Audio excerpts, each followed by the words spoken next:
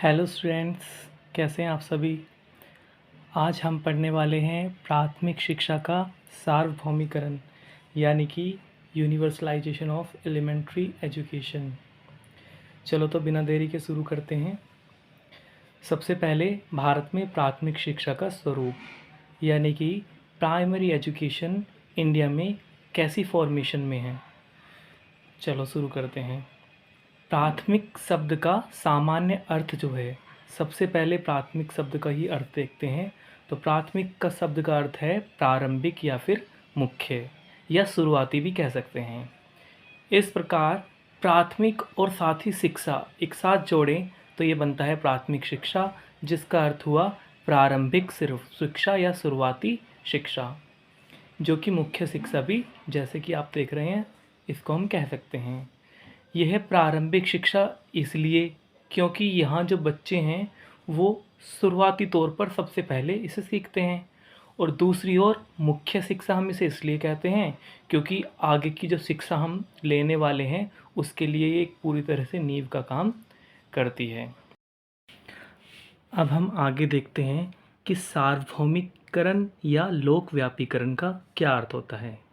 तो सार्वभौमिकरण यानी कि जो पूरी भूमि पर लागू हो या पूरे संसार में लागू हो, एक तरह से इसका शाब्दिक अर्थ है। वही लोक व्यापीकरण भी, यानी लोक यानी संसार में जो पूरी तरह से व्याप्त हो, जिसे हम बोलते हैं यूनिवर्सलाइजेशन।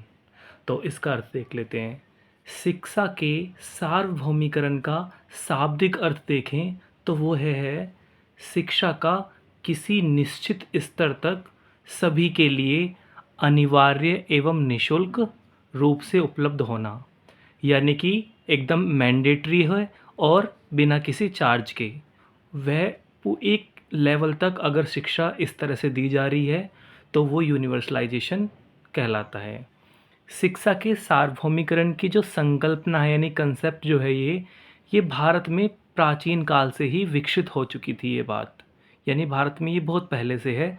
वर्तमान में क्या हुआ, अनिवार्य एवं निःशुल्क शिक्षा के सार्वभौमिकरण का अर्थ कुछ व्यापक रूप में लिया जाता है, यानी कि अब सार्वभौमिकरण का जो अर्थ है वो थोड़ा सा व्यापक हो गया है, यानी कि उसमें कुछ चीज़ें ज़रूरी रूप से शामिल कर दी गई है। देख लेते हैं आगे। हमारे देश में संविधान की धारा 45 के प्रारंभ में यह निर्देश दिया गया था कि राज्य जो है इस संविधान के लागू होने से, यानी कि संविधान लागू हुआ और उसके लागू होने से 10 वर्ष के अंदर ही क्या करना है, 14 वर्ष तक की आयु तक के जो बच्चे हैं उन्हें हमें अनिवार्य और निःशुल्क शिक्षा की व्यवस्था करनी होगी।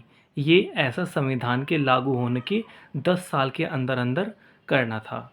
यहाँ 14 वर्ष की आयु तक के बच्चों की शिक्षा से मतलब है महात्मा गांधी द्वारा जो बताया गया था, जो प्रस्तावित कक्षा 1 से 8 तक की शिक्षा से इसका अर्थ यहाँ पर लिया गया कि कक्षा 1 से लेकर 8 तक के बच्चों को अनिवार्य और निःशुल्क शिक्षा दी जाए।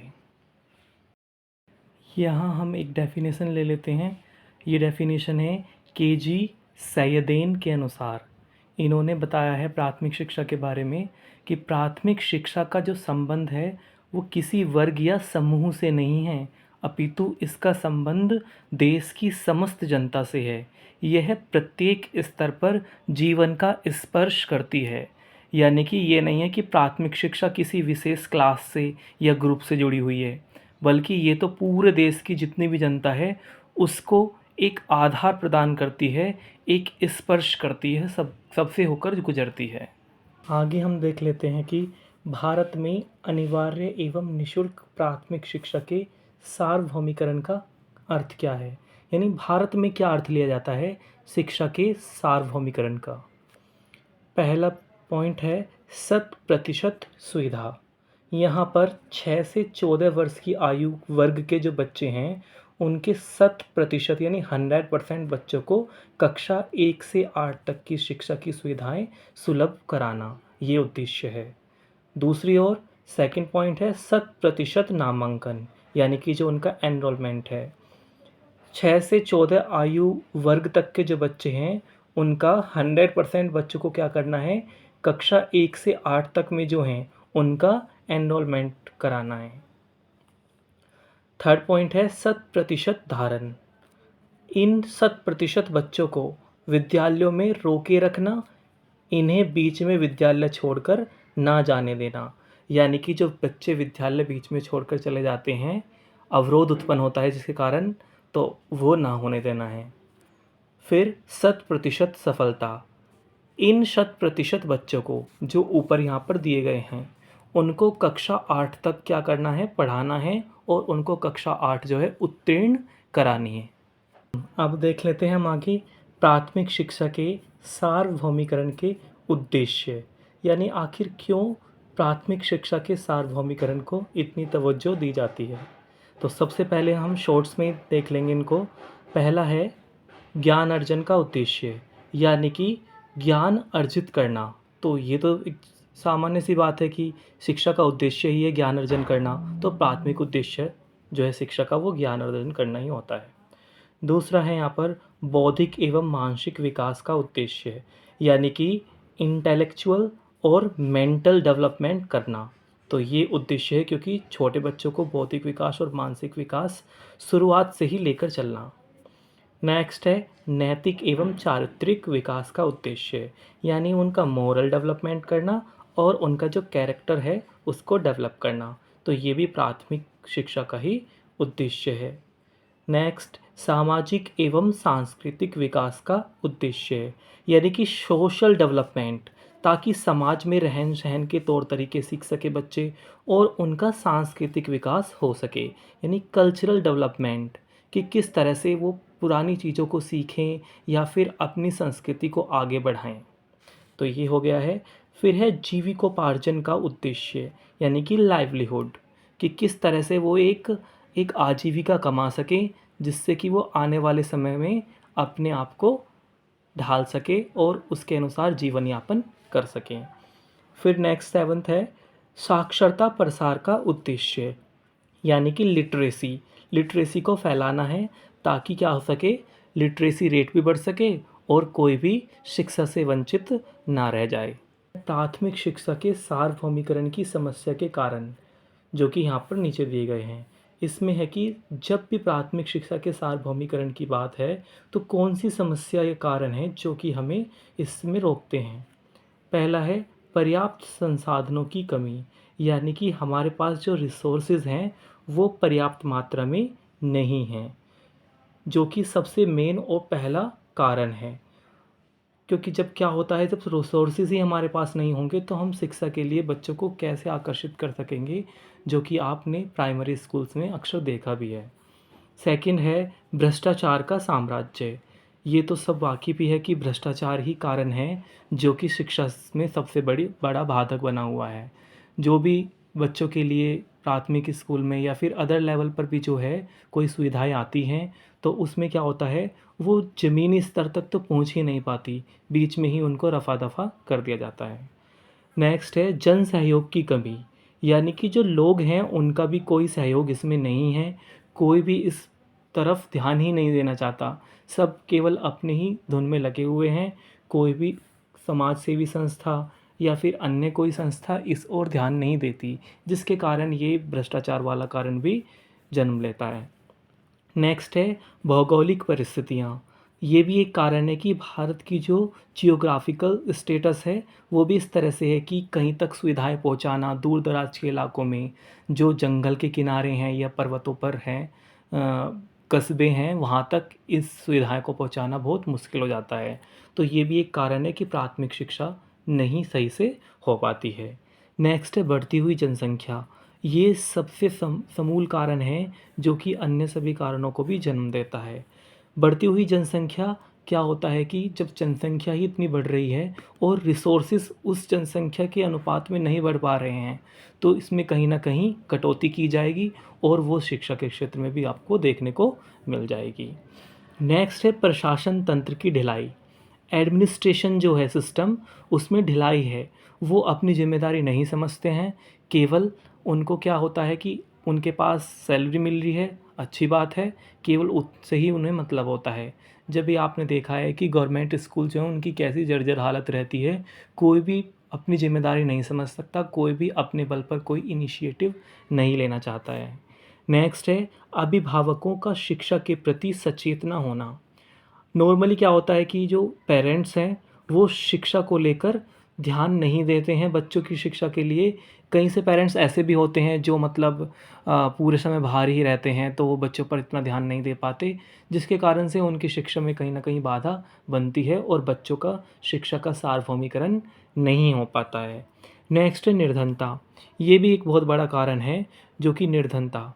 निर्धनता के कारण ही तो बच्चे प्राइमरी स्कूल्स में जाते हैं, और प्राइमरी स्कूल्स ही नहीं, बाकी दूसरे स्कूल्स जो हैं उनमें हाई चार्जेस हैं, तो इस वजह से ये एक कारण बन जाता है कि बच्चे शिक्षा से वंचित रह जाते हैं।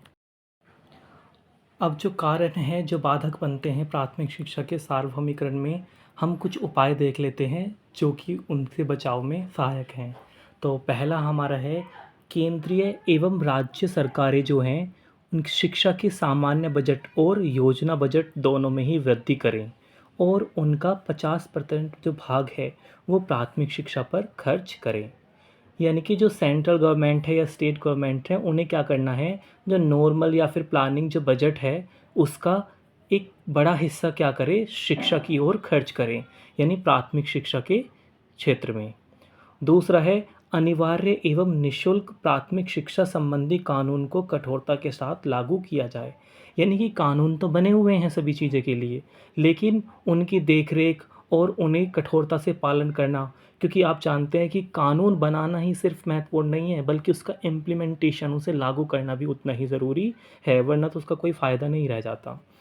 नेक्स्ट है फिर शिक्षकों की यह जिम्मेदारी निश्चित की जाए कि वे व्यक्तिगत संपर्क द्वारा अभिभावकों को अपने बच्चे स्कूल भेजने को प्रेरित करें। यानी जो टीचर्स हैं उनकी भी एक रिस्पॉन्सिबिलिटी बनती है, उसे फिक्स किया जाना चाहिए कि वो पर्सनली भी क्या करें, जो गार्जियंस हैं या पेरेंट्स हैं उनसे जुड़ें, ताकि पेरेंट्स को बताया जा सके कि शिक्षा कितनी ज़रूरी है, और इसके लिए वे अपने बच्चों को विद्यालय भेजने के लिए हमेशा तैयार रहें।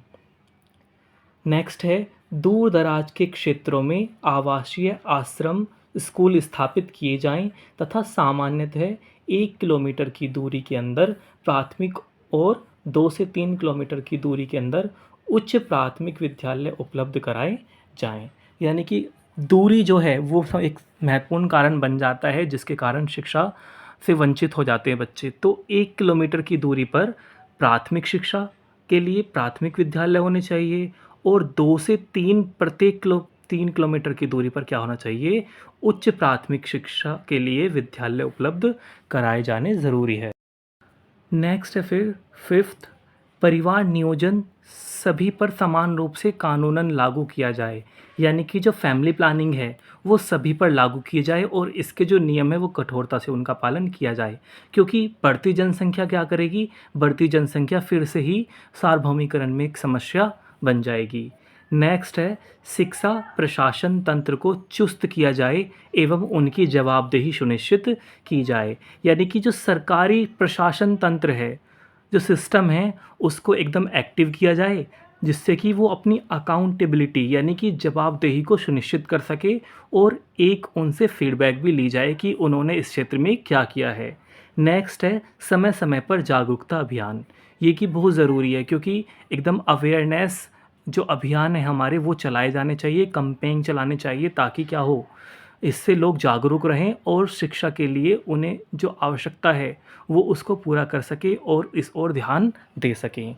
तो स्टूडेंट्स, ये था हमारा प्राथमिक शिक्षा का सार्वभौमिकरण एकदम शॉर्ट में, और आशा करता हूँ आपको ये अच्छा लगा होगा। यदि आपको अच्छा लगा हो तो लाइक और सब्सक्राइब करें और इसी तरह हमसे जुड़े रहें। थैंक्स।